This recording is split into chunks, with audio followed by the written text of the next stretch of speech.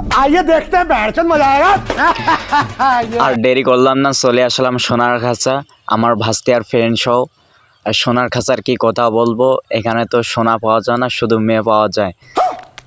আর আমার ফ্রেন্ড তো খালি মেয়েদেরকেই দেখে, আর কি বলবো ওর কথা। ও যেদিকে মেয়ে আছে ওদিকেই যাবে। अच्छा আমার ফ্রেন্ড তো লুচ্চার শেষ, ठीक है। আর কি বলবো, কিন্তু মেয়ে কোনো পাত্তা দেয় না। আমার ভাস্তি তো বলতেছে বাবা চলো চলো, হচ্ছে না, ওই কারণে আমার ভাস্তিক সহ নিয়ে আসলাম সোনার খাঁচায়। এখানে আসে দেখে যে মেয়ে, ছেলের থেকে মেয়েই বেশি। আগে যাব নদীর এদিকে একটু দেখে তারপরে ভিতর ঢুকবো। যে অবস্থা দেখতেছি একের রাস্তাঘাট পুরোই খারাপ। আর এখানে আপুরা দেখতেছি ফটো তুলতেছে।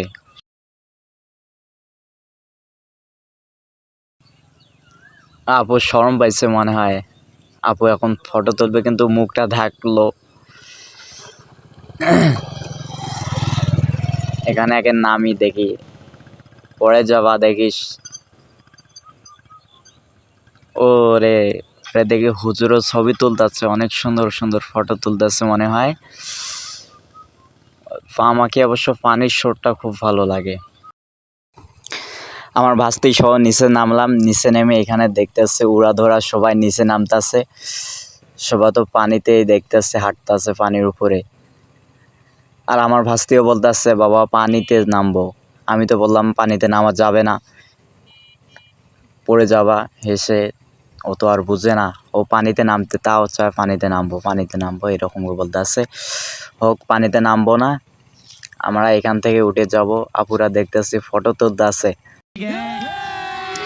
ভিতর ঢুকে দেখি পুরো অস্থির অবস্থা। এখানে দেখতেছে ও বোরকা পরে নাচতে, ও থুক্কু বোরকা পরা ড্যান্সে নাচতেছে। আমাদের বড় ভাই ও দেখতেছে উড়াধুরা নাচতেছে। একটা ছেলেবেলা তো পুরাই মাতাল, তোমরা তো দেখতেই পারতাছো।